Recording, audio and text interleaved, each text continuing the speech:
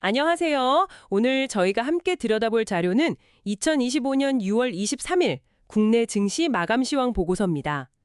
오늘 시장의 주요 흐름, 그리고 그 배경을 한번 같이 파헤쳐 보죠. 우선 코스피가 0.24% 내려서 3014.47, 코스닥은 좀 더 빠졌네요. 0.85% 하락한 784.79로 마감했습니다.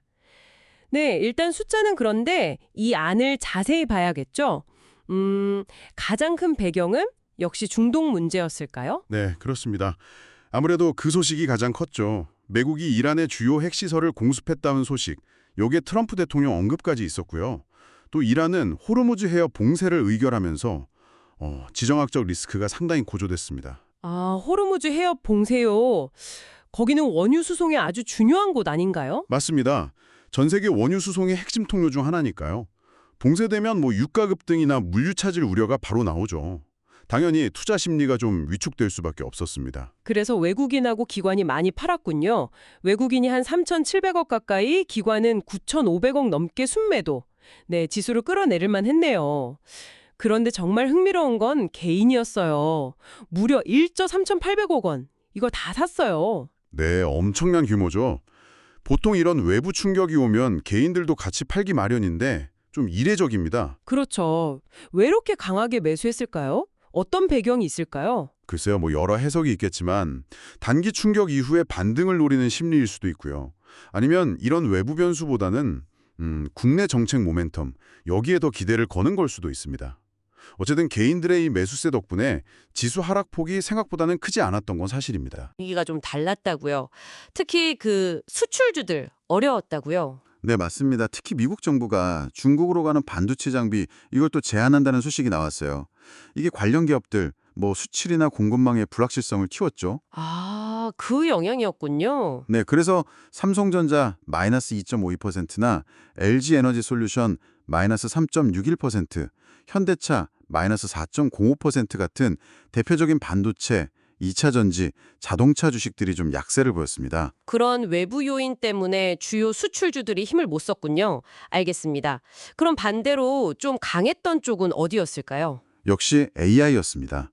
새 정부의 AI 육성 정책, 이 기대감이 여전히 아주 뜨거웠습니다. 아, AI는 계속 가는군요. 네, 특히 데이터 센터 확장이라든지 AI 반도체 지원 같은 구체적인 정책 기대감이 커지면서요.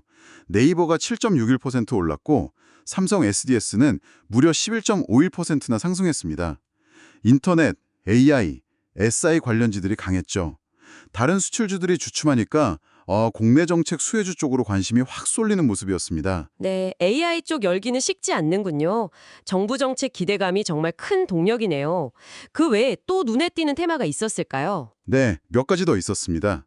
우선 고리 1호기 해체 승인이 26일로 예정되어 있다는 기대감에 오르비텍 플러스 19.77%, 두산에너빌리티 플러스 13.95% 같은 원전 해체 관련주들이 급등했고요. 아, 원전 해체 테마도 움직였군요. 네, 그리고 스테이블 코인 제도와 논의, 여기에 카카오페이가 시장 진출한다는 소식까지 더해지면서 핀테크 관련주들도 좋았습니다. 그리고 위메이드 그룹주도 빼놓을 수 없겠네요. 위메이드 플레이는 상한가 같고 위메이드도 27% 넘게 급등했죠. 와, 개별 종목 장세도 활발했네요. 시장 자금이 확실한 테마를 따라서 정말 빠르게 움직이는 것 같습니다. 자, 이렇게 시장은 좀 혼란스러웠는데 우리 경제의 기본적인 힘, 펀더멘털은 어땠을까요? 수출 실적 좀 볼까요? 네, 6월 1일부터 20일까지 수출액, 이게 작년 같은 기간보다 8.3% 증가했습니다. 특히 반도체 수출이 아주 좋았어요. 21.8%나 늘면서 전체 증가세를 이끌었습니다. 이건 긍정적인 신호죠. 수출은 괜찮았네요. 하지만 다른 지표들, 예를 들어 환율이나 금리는 좀 불안했던 것 같은데요. 맞습니다. 달러원 환율이 어제보다 10원 넘게 올라서 1384.3원을 기록했고요. 국고채 금리도 조금 올랐습니다. 수출이 잘 나왔는데도 환율이랑 금리가 오른다는 건 그만큼 아직 시장에 위험 회피 심리가 강하게 남아있다, 이렇게 볼 수 있겠습니다. 네, 정리를 좀 해보면 오늘 시장은 중동 리스크, 또 미국의 기술 규제 같은 외부 악재 때문에 하락 압력을 받았지만 개인 투자자들의 정말 강력한 매수세, 그리고 AI나 원전 해체, 핀테크 같은 국내 정책 기대감이 살아있는 섹터들이 선전하면서 네, 하락폭을 어느 정도 방어해낸 그런 하루였다고 볼 수 있겠네요. 리스크 같은 외부 변수와 AI 육성 같은 강력한 국내 정책 모멘텀이 지금 충돌하고 있지 않습니까? 이런 복잡한 상황 속에서 여러분이라면 단기적인 유형 관리와 또 정부가 주도하는 성장 분야에 대한 장기적인 믿음 사이에서 과연 어떤 균형점을 찾아야 할까요? 앞으로 시장의 방향을 결정지을 더 큰 흐름이 과연 이 둘 중 어느 쪽이 될지 한번 깊이 고민해 볼 시점인 것 같습니다.